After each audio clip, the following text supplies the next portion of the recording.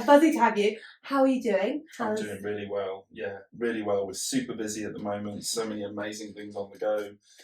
Literally, it's one adventure after another at the minute. But it's a bit exhausting. Yeah, and it's one of those adventures, the new puppy. Yes, who I brought today, but you may not see on the camera unless you start scratching at the door. And you were saying you were really busy at the moment with summer coming up. Do you want to give everyone listening, watching a bit of context? What are we busy with? Because you've got your 401 challenge shirt on. Yes. So just explaining what the 401 challenge is. We'll go from there and then I guess work backwards. Yeah. No, that sounds cool. So yeah, the 401 challenge, it was basically, it was a concept I came up with probably about 8 years ago now. Seems like so long ago. It came off the back of a big kind of life-changing moment for me at 29, where I had a stroke, unfortunately, and I lost my sight and my hearing, the ability to speak and feel my left arm. But yeah, I got myself into such a kind of position where, you know, I was so unhealthy, I wasn't my kind of true authentic self, and, you know, it manifested itself in this kind of thing. You can try to be our authentic self, so let me play.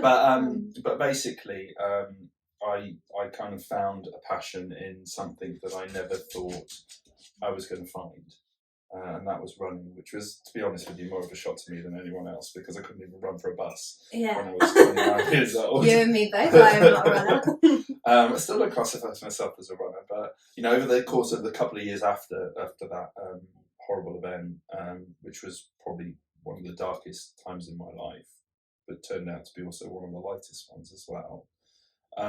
Finding running, building my confidence kind of back up, I set a challenge for myself, and that challenge was to run a marathon every day for 401 days in a row. Hence the 401 challenge. That was the original, that was the origins of it. Original, yeah. And, you know, lots of people thought it was completely impossible, never been done before. You know, how can somebody like me do it, you know? Having never really been a runner before, to go and do something that was nuts, let's be honest. Yeah, completely wild. But for me, there was a serious reason behind it. I was doing it to raise £250,000 for 2 anti-bullying charities, and the reason for that was because I myself as a kid was bullied, and that had a huge effect on my confidence and self-esteem.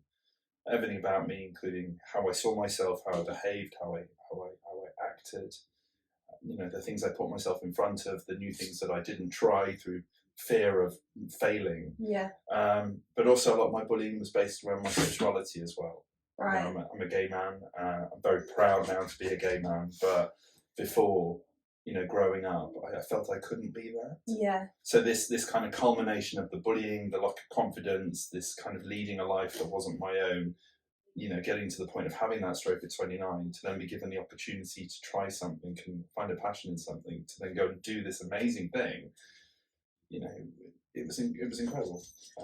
And so are you saying not being a runner and all of this being a massive force behind you, kind of like, was that your drive? Like, did running, I guess, act as a release for that? Or what kind of, you know, chicken and egg, what kind of came first? Like, so for me, I think, you know, a lot of people ask me, you know, how I kind of got into it. And it was funny, a friend of mine that sat me down in a pub. Where all good things start. Yeah. Yeah, most of my decisions have been made in the pub. I'm normally over a pint of cider because, as we know, West Country, one of your 5 a day. Yeah. You know, and it was a pint of Thatcher's. a Bristol local. Yes. And what ended up happening was that she kind of took me to town a little bit. Because she had the kind of intervention. Yeah, so I was one of those people that just moaned all the time. Right. I actually can't. It's so motivational now. Very different now. But I think before I kind of got myself into this mentality of, you know, saying I'm going to do something, but then didn't. Right. And I was always that person that would just really moan about it. So I'm like, I'm going to do this, I'm going to do that, but then actually never did, and then complained about the fact that I didn't. And I think my friend just kind of had her fill. She hit a quota and she just went, shut up. And I was like, sorry, what? You know, because like friends aren't supposed to say that. Yeah, they normally let you have your moan. But I think she just had enough, and she just turned around to me and said, shut up, can't deal with this anymore. And obviously, you know, when you feel attacked in that sense, your barriers go up and all the excuses start coming out, don't they? And it was the same with me. Yeah. And, you know, talk about resilience and persistence in this woman. But 45 minutes. Oh my god. And we were both exhausted. So they would have been like, Yeah, but do you know what? She changed my life, genuinely. And I don't think to this day she actually realises she did. But it was actually her that said, look, you know, why don't you come and join my running club? And I'll be honest, I had taken a sip of my pint of cider and nearly spat it out in front of her because, you know, most of my bullies at school were sports people, so I never really put myself in a position where I would ever take something like that on. But I had no excuses left. I had no kind of. Were you just empty on that? You can say no anymore. Was that kind of thing that it was? No, and I kind of thought, you know what, this is a point where I need to kind of do something different. And it was tough, you know, because people talk about doing things differently, and people talk about, you know, thinking about things differently. But when you're actually in the situation, it is tough to think any differently. Sorry, Flo's scratching at the door, trying to get in. Yeah, let's let her in. She can kind of run around or sit on the sofa.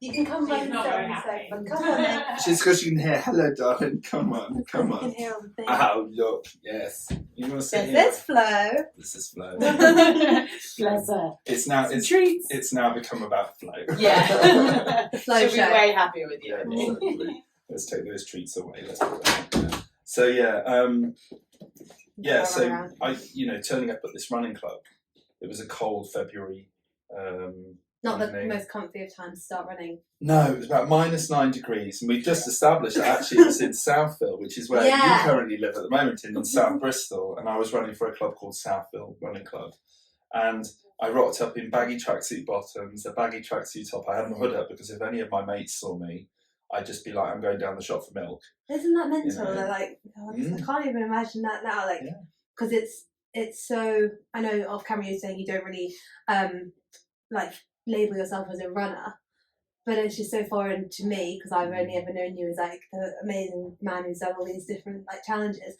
Can't imagine you being in a place where you feel so uncomfortable, like in sport. Yeah.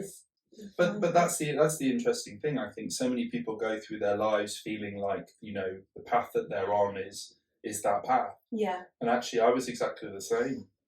It only for me kind of manifested in this life-changing moment, and then the choices that I then made afterwards put me on the path I am today. But you know, I didn't do it on my own. I had amazing friends and family that supported me, and you know, when I felt at my lowest, they were there for me. And I know how lucky I am in that sense, because there's so many people in the country that don't actually get that. And if anything, that's kind of manifested now in what it is that we do with the charity that we run and the talks that we deliver with the challenge. But you know, going back to that kind of first night at the running club, I was terrified. Did you make it round? Because it's a 5k loop, isn't it? Well, there's a number of different kind of runs, and they were doing the kind of Catch to 5k that night. There was a group. And I joined them, but they were doing the 5k that night. Savage. And I was like, I literally went from couch to 5k. In a day. In a day. And I remember you got a free pint. That's what you're running for? Yeah, that was it. But they gave it to me, and honestly, it was... That must have tasted like victory. It was nectar. Oh my God. But it was kind of also... I felt, obviously, in a lot of pain. Yeah. But what that pain did for me was it made me realise how numb I'd been for quite a number of years. Yeah. And I think that's what made me go back. It wasn't this kind of like movie style love of running. Yeah. That didn't come for quite a while. Yeah. You know, but it was this kind of feeling that I felt something. Yeah.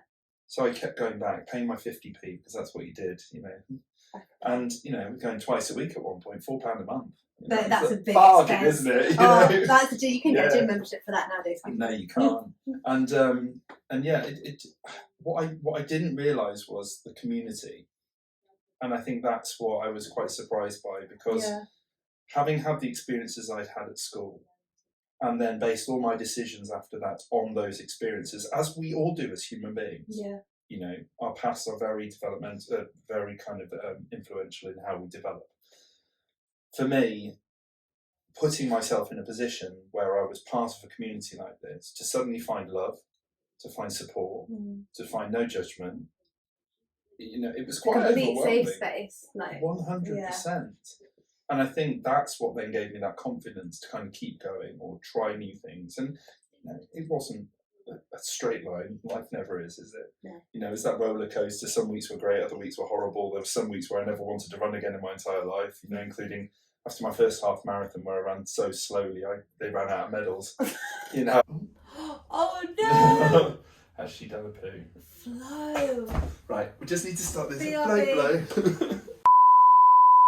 What I was going to ask you was when you were saying you started running, and you were like, oh, it's because I finally felt something, and you're talking about not being able to be like your true authentic self. What were you like feeling numb to before? What made you numb? Yeah, well, I think most of my life was very much dictated to me by other people. I think that was a path that I put myself on when I was very young. So, kind of growing up, I had a really happy life for the first 10 years of my life, traveling the world with my parents, being a military kid, having a brother, that joined me a couple of years later. And, it was my parents always instilled in me this kind of like idea that I could be who I wanted to be, as long as I was happy. They didn't care what I did, how much money I earned or anything, as long as I was happy. Yeah. And they always kind of instilled in me as well to know my own mind. Okay. And to be respectful of others. So it's never really materialistic. I went away, unfortunately, to school when I was 10. And that's when my life changed quite dramatically. I guess going from an environment of like parental love all the time. Yeah, so, to quite a kind of cold and soulless environment. Right. Great. Modern life. So I think for me, suddenly going from that really loving environment to a really kind of cold, soulless environment, it shocked me a bit. Yeah. And I think I was able to kind of hold my views for quite a while because, I'd had 10 years of knowing my own mind. Yeah. But then being told by other people that, how I spoke, or, the fact I didn't have the same clothes as them, or my parents didn't earn the same amount of money as them. Yeah. That I wasn't good enough, that I wasn't, worth it, that, second class. It kind of got to me. Yeah, I'm not surprised. Because, when people say horrible things to you, you can fend them off for a while, and you can know your own mind, but it gets in here. And it starts to kind of manipulate how you feel about yourself, how you behave, how you act, what you say, what you do, how you're influenced by people. And it's a survival mechanism because, you don't want to be attacked. And I think that's where, for me, it started. Yeah. That breakdown of my confidence at a young age, by being in situations like this, feeling like I was being attacked every day. My bullying, it was mental, it was physical. Because I lived at the school, I used to get beaten up in my bedroom at night. So there's no place for you to hide, really, no place for you to feel safe. Yeah, 100%. But then at 13, obviously, we've all been 13, obviously you're not watching it yet, not quite 13 yet, but, trust me, when you get there, you start to figure stuff out, your body's going through all these hormonal changes. Stress. Exactly. It's like quite an overwhelming time, and more so for the younger generation now, I think, because, the challenges that they're having to face. Yeah. In the modern world. But, for me, I actually realised that I had an attraction to men. And I'd never known that I could have that. Yeah, because I didn't see it or anything. Yeah, I never saw it. This was 1995. So again, very different to 2023. Yeah. Well. But there was never any role models. The role models that were kind of camp and effeminate, flamboyant, and that's fine. I've got no issue with that whatsoever, because you are who you are. As long as you're your true, authentic self, then that's absolutely fine. Yeah. But for me, I didn't relate to it. You didn't fit in either kind of thing you were seeing. Exactly. Yeah. So I then started to question, actually, do I like men? Yeah. I didn't even know the word gay, because again, it wasn't as it is now. So, unfortunately, though, other people started picking up on, these things. And I then started to get ridiculed for it. I started to be called gay. I started to be called horrible. homophobic slur words. It was horrific. And, I was constantly battling myself. I hadn't come out, I hadn't said anything. What any of this was really. No, exactly. And I felt like my whole choice and my whole freedom around it got taken away from me. So what I decided at 13 to do was to not put myself in a position where I could be attacked. So it was to pretend to be straight. It's so grim that kids, not all kids, but some kids can be so mean that they just completely alter your being. Yeah. I guess. So how long did that last? How long did you kind of feel like you had to live in this shell Ben, not your glorious Ben now? Till I was 30. So that was when you were talking about having the stroke, was that related, that stress? Yeah, so for me, I spent the next 5 years after 13 at school going through my A-levels. Unfortunately, at 18, I had too much and I tried to take my own life. And then again at uni, this time, the second time was more of a cry for help, and I didn't get that help. Yeah. And I think at that point I just kind of gave up and thought, this is obviously the life that I'm supposed to lead. So I kind of just got on the bandwagon, on the kind of conveyor belt, and being so easily influenced by people just because I wanted them to like me. I did what other people wanted me to do. So, I went to uni. I didn't want to go. I'm not the academic type. It wasn't an environment I wanted to go to, but I thought it's what I needed to do. I ended up getting a job in retail. No issue with jobs in retail, but it wasn't for me. I didn't have a passion for fashion, but, it was a step out. During my time with the retail company, I met a girl and I fell in love, which, it's all part of it. Yeah. Because again, I still at that point was battling and saying, I can't be, because if I am, I'm bad, I'm sick, I'm dirty, I'm horrible, because these were the horrible feelings that I had around it. They were the connotations that came with it. Exactly. But yet, society and the reality of it all was changing. Yeah, it was moving on then. But my brain wasn't, because it was so hell-bent and, staked at that point in my life when I was told that it was bad. But yeah, I ended up, leaving retail and getting a job with an amazing company in Bristol, a job which would give me a lot of money, could, give me all of the stuff that, success would, offer, and therefore successful people are happy, right? Yeah, yeah. And, I worked through all of that, and it was at 29, having been in this company for a few years, I had this moment. But what I hadn't realised was I got myself into a position where I was probably the most unhealthy I'd ever been. I was probably the most stressed out I'd ever been. So, even though I was earning tens of thousands of pounds, I was working 80, 90 hours a week doing it in a job that I didn't necessarily enjoy, covering up in a relationship with somebody, covering up the true self. God, I even got married. Yeah, wow. So I've gone so far down this line, and there's a lot of people that have said to me in the past, why did you get married? And it's like, well, it's not as simple as that.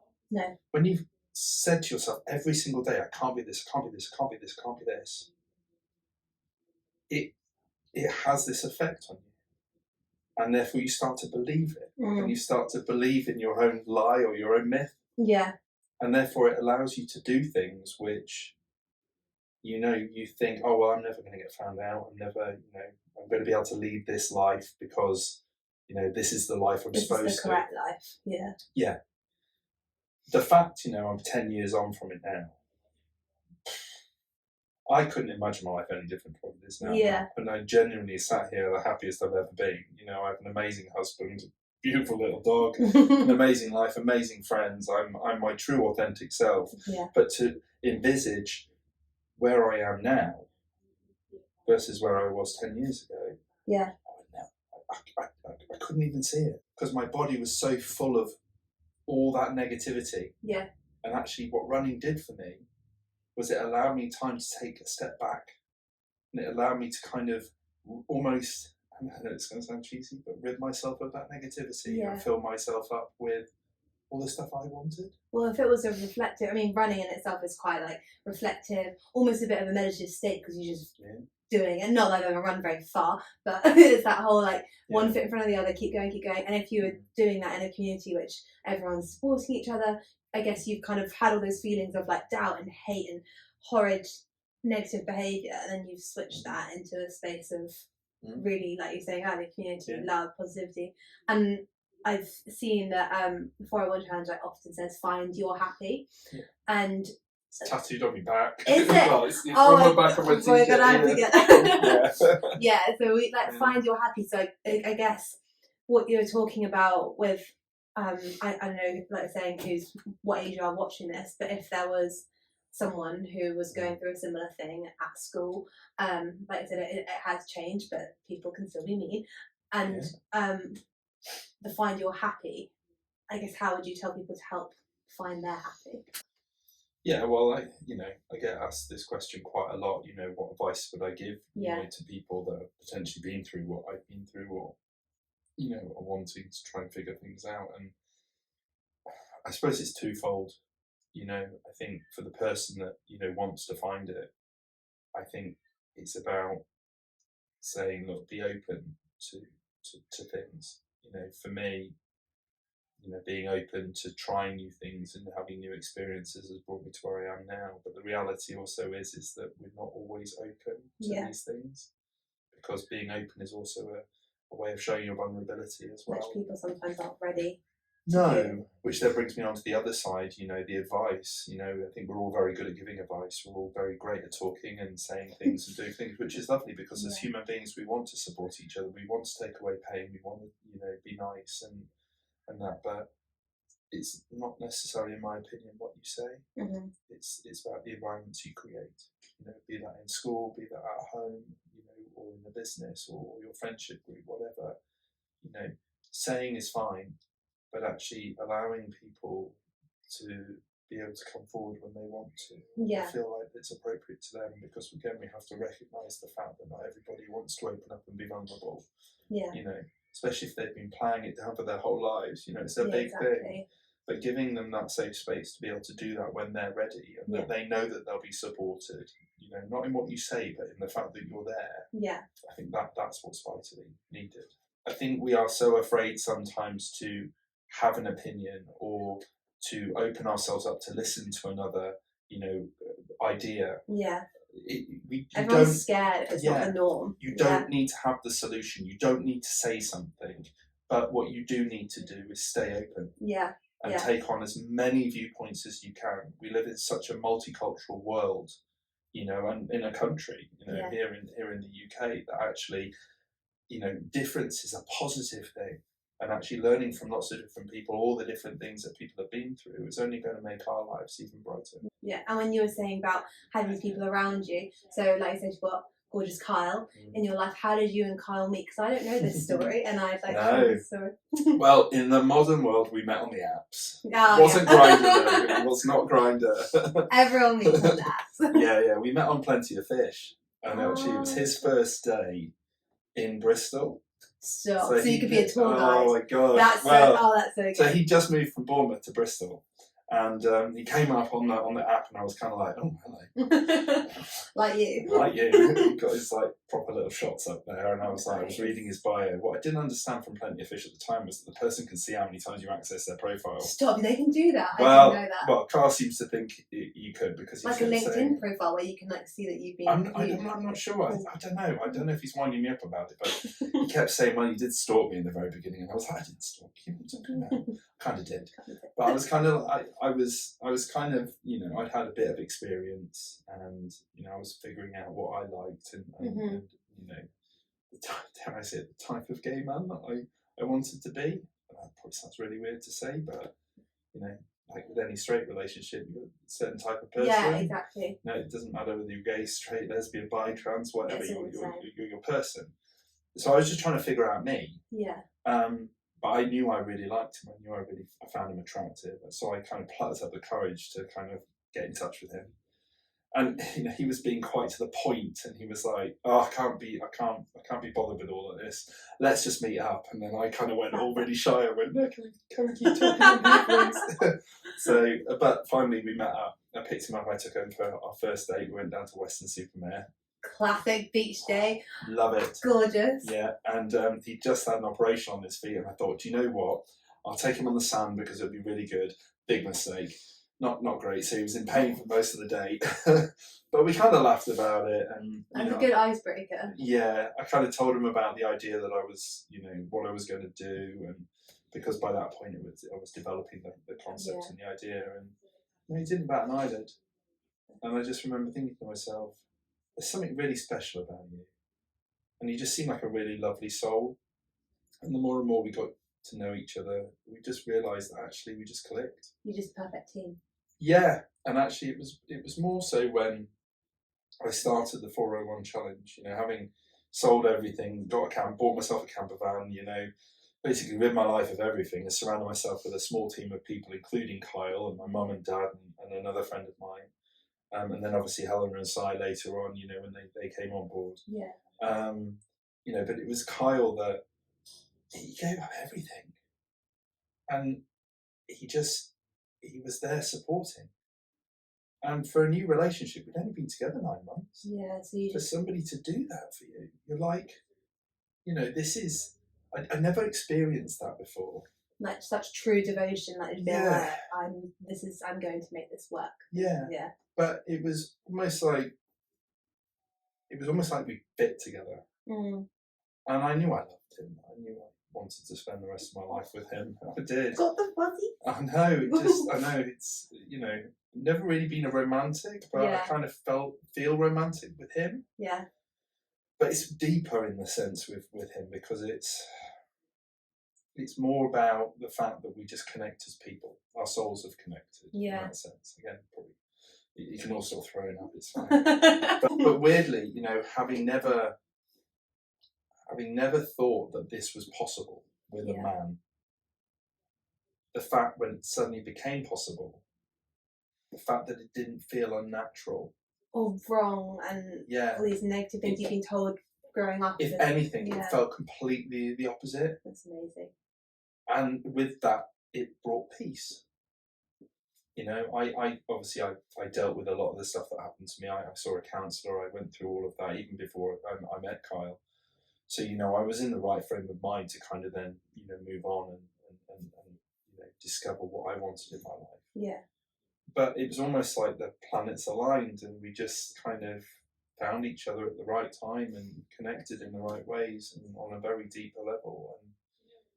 And the rest is history. Yeah. He stuck with me right the way through it. I don't believe the challenge would have been half as successful as what it was without him.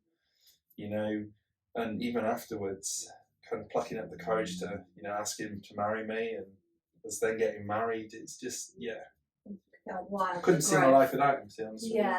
And so that, I guess, kind of segues into, so you and Kyle, and how you're saying being with him brought this sense of like your battery was super high when you were a kid. It got completely and utterly deflated, and you were feeling empty and horrid. And when you met him again, you're full up, and you guys have obviously gone on this journey together of building your confidence back. And when you're talking about being comfortable again with identifying as a gay man, obviously Pride Month, how has your relationship changed with Pride and everything that comes with it, whilst being with Kyle? Yeah.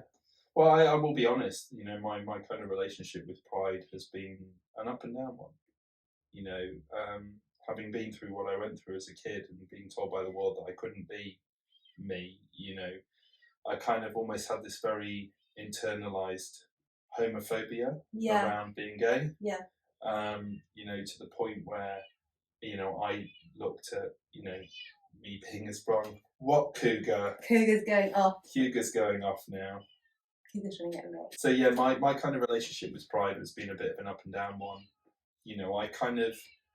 I view things differently now. Before, Pride for me, I kind of was a bit frustrated with it because I thought, we're constantly trying to, showcase the fact that equality is key. Yeah. So why are we celebrating a difference? And that's kind of how I felt for a number of years. Yeah. But it's more been so over the kind of last 4 to 5 years that I think my relationship with Pride has changed. And I don't view it as a celebration of difference. I view it as a celebration of who you are. Yeah. And actually that, I think, has come from me becoming accepting about my sexuality. Not the fact that I didn't know that I was gay, but that I've accepted the fact that I am, and actually now sat here in front of you, I was saying to Carl the other night, I'm proud to be a gay man. Yeah. And that's so amazing how you've gone from a point of everyone telling you that it's something to be ashamed of, and to be able to just utterly be yourself.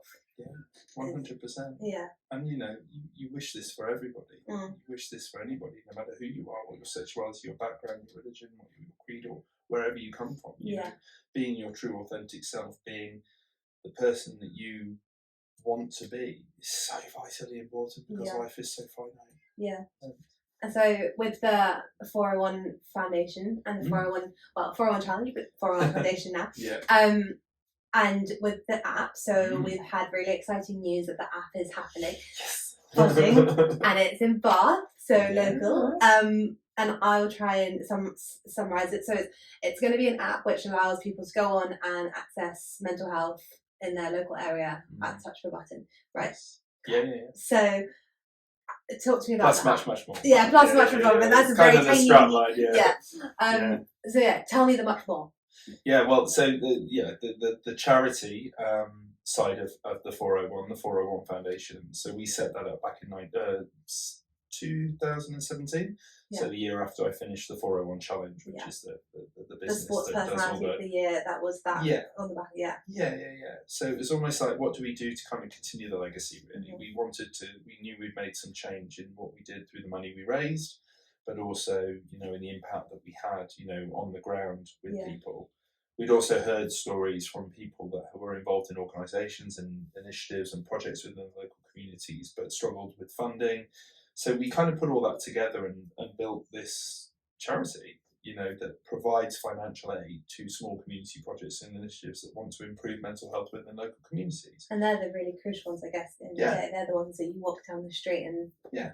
So, we talk about community, yes, we live a lot of our lives online, we live it in this global community, but there's still these kind of local communities that are so important to us when it comes to daily interactions.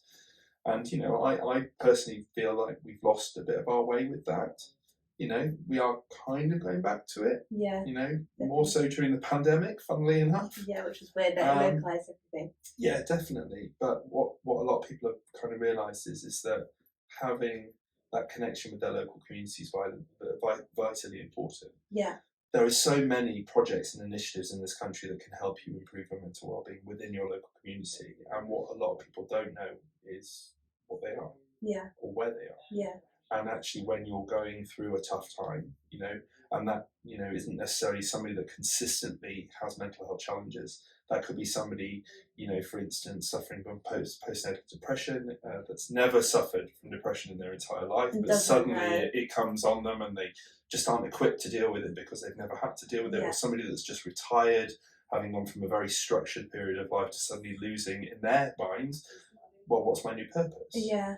So there's all these different times in people's lives that they, that they're going to have challenge. When that happens, having the energy and having the resource to be able to then go out and find something that is going to help you is tough because there is no centralised database. There's no centralised area. Most people will go to the NHS, and as amazing as the NHS is, they're struggling. You hear it day on day in the papers, in the news. The services are just so far stretched. The funding's being cut. Things are being streamlined. You've got young kids going to, charities who are then being told that they don't qualify for the support. Yeah. And it's not the charity's fault. It's the fact that the demand far outstrips the supply. But it doesn't, because the supply is there. But what we just haven't done is shown what the supply is. It's just not there. And that's what our app does. Our app is about putting the right mental health support for you in the right way in your hands from your local community at the right time for you. Yeah, which I guess brings it right back to the environment. I guess your catalyst point was the running club, because there'll be all sorts of things that people can access. And you then created your own happy environment of like love and community and everything that made you now who you are today. So I guess this is the bit where it'd be great for you to just plug all the bits. So tell everyone where, if they want to create their environment until the app launch later next year. Yeah, summer 2024, fingers crossed. And get financial funding for the build of it, but we're getting to that point. So we're getting there. So up until then, where can people learn more about you, learn more about where to create their own safe space? And also, there's two different aspects really. There's the 401 challenge, which is the talks that we deliver all around the world. Today we've delivered 685 talks to over 250,000 people across 5 continents, which for somebody that would never get up in a team meeting and talk and present, to do that and literally open my heart up to people so vulnerably as well. It's scary, but you know what? It's so empowering, and actually that message that we give to people about being their true authentic selves is the most powerful version that they can be. And actually, that inefficient use of energy of covering up certain things, if you just get rid of that, you can redistribute that into something amazing, which is what I did with the marathons. So there's that angle, and obviously being on Instagram and Facebook and Twitter and all of that under the 401 challenge. But then the charity side of things, which the strategic plan for the charity for the next 10 years, we've got the app to start with. We're going to be building a network of over 200 ambassadors around the country. Incredible. And then on top of that, we want to be opening up 20 hubs, community centre hubs, which will have health cafes, gyms, it'll have allotments, it'll have community hub spaces where the projects that are on our app will be able to use for free. These are centres which bring this element of community back into the community. But the idea is that we help educate people as well in how to eat healthy. We help educate people in how to grow their own projects, because mental health isn't just a one size fits all. No, it's not just therapy and that's you. Exactly. It's different for everyone. I'm a prime example. Never thought running would ever be the thing that kind of got me on the catalyst. It isn't the one thing that supports me with my mental health, but it's the thing that drives the change in me. What that is for everyone else, it could be a multitude of things.